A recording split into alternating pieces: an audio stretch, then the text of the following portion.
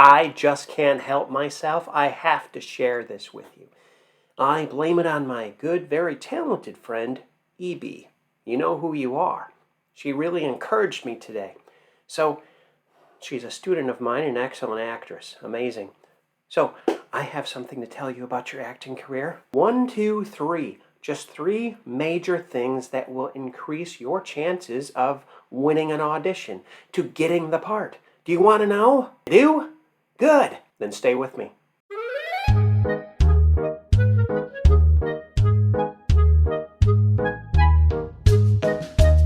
Do you have a pencil or a pen and a notebook? I want you to get those, okay?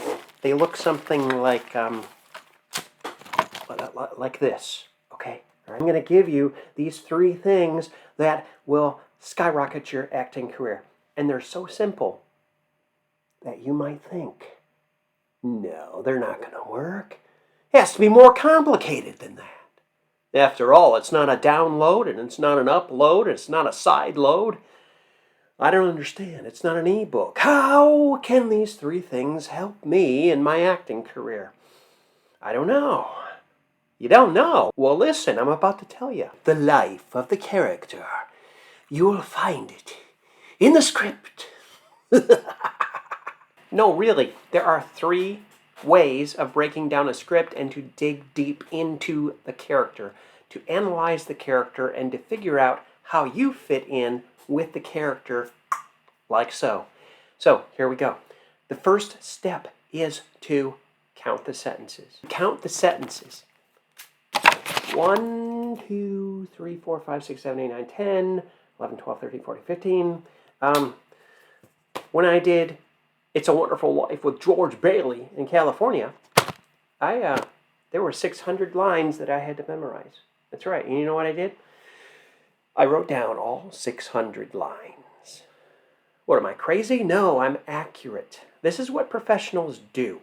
Have you ever heard of Jack Nicholson? Have you ever heard of Anthony Hopkins? Just two of many fine actors do the same thing. They write it out. Why? Number 1, when you write things out, you have more retention. In other words, you remember it more because of the writing. The movement triggers your brain. Obviously, you have a nervous system, and you're writing it out. Therefore, you're more apt to remember what you have written down instead of just looking at the sentence and memorizing it. You write out the sentences. You skipped a line. You skip a line. But make sure you skip a line. Why is that? I'll tell you why in a minute. Okay, here we go. Here's a minute. Because you're going to need that space in between the individual lines to make notes. Have you ever broken down a script and you're taking it and you're in rehearsal, and you're writing down notes on the business of acting, what they're doing, if they're picking up a glass, if they're picking up a pen, doing something in the scene, and on the other side you write the position, or how the character walks across the stage, or where they sit, where they move to physically. This is also on a film set as well. What position are you in? And you write it down. Because if you write it down, you remember it. If you rely on this, chances are really good, with all the distractions around you, you're going to forget. The second thing you want to do is count the beats. What I said, count the beats, count the beats, count the beats. Everything in life has a beat. Think of music. Think of notes. Half note, quarter note, eighth note. They all have beats. And that's exactly the way we talk. We don't talk, I am so excited to be here. You don't talk like that. We talk in tonal inflections. Okay, this is why texting is really hard to understand, because it's like, I hate you, LOL. Oh, what is it? Do they hate me or not? It may sound weird and funny and bizarre in this 21st century, but like I said, these 3 things that I'm telling you, and this is number 2, is that we listen to beats. We listen to our tonal inflections. That's how we understand a character and decide what kind of emotion that they are emoting in the script, in the words that we write down. and in real life too. So after you count the sentences, after you write them down, you want to place at the end of each sentence a numerical. 1, 2, 3, 4, 5, 6, 100. Or however many lines there are for you. And then you want to take each line and figure out what type of emotion they're expressing. No, your time is limited. You've made me angry. I am so happy she said yes. I am so thrilled. Oh, no. No! That was fun. No, those weren't real emotions. Those were the mask. That was indicated emotions. Fake ones. But when you're looking in your script and you're examining the line, the sentence, you want to apply the 5 W's. Who, what, when, where, and why. Why are they saying this? Where are they at when they're saying it? Where are they at emotionally when they're saying it? What belief is going through their head when they speak such a thing? And on the questions go. That way you locate where they're coming from emotionally. And emotions, well, that's why people go to the movies. That's why they go to the theater, because they want to relate emotionally to a character. They want to find that truth, no matter how outlandish it may be.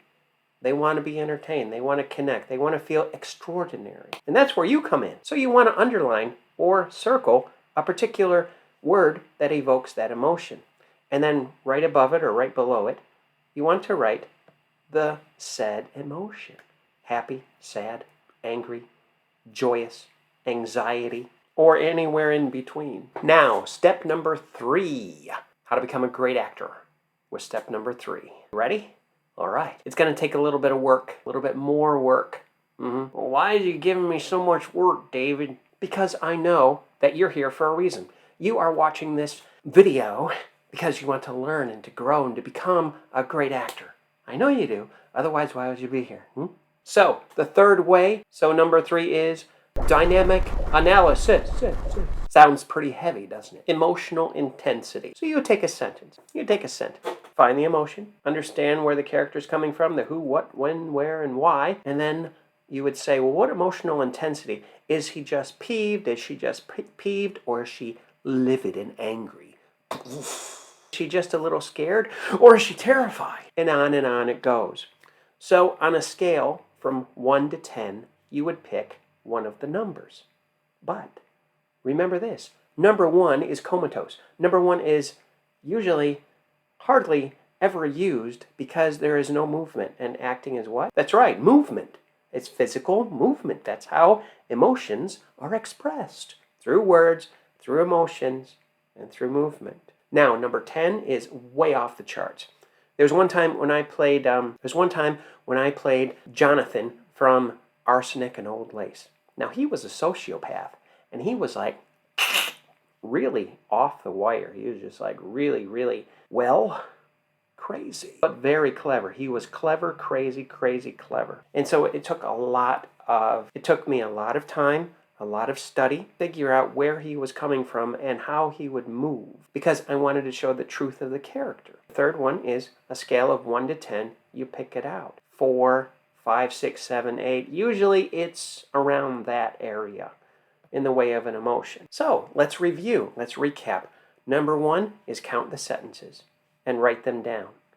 Numericalize them, 1 through 10, 1 through 36, whatever it is. Skip a line, and then count the beats. Count the beats. Count the beats. Circle them, underline them, make them known by writing in there happy, sad, angry, anxious, whatever the emotion is that the character is trying to express, and you are the detective, you figure that out.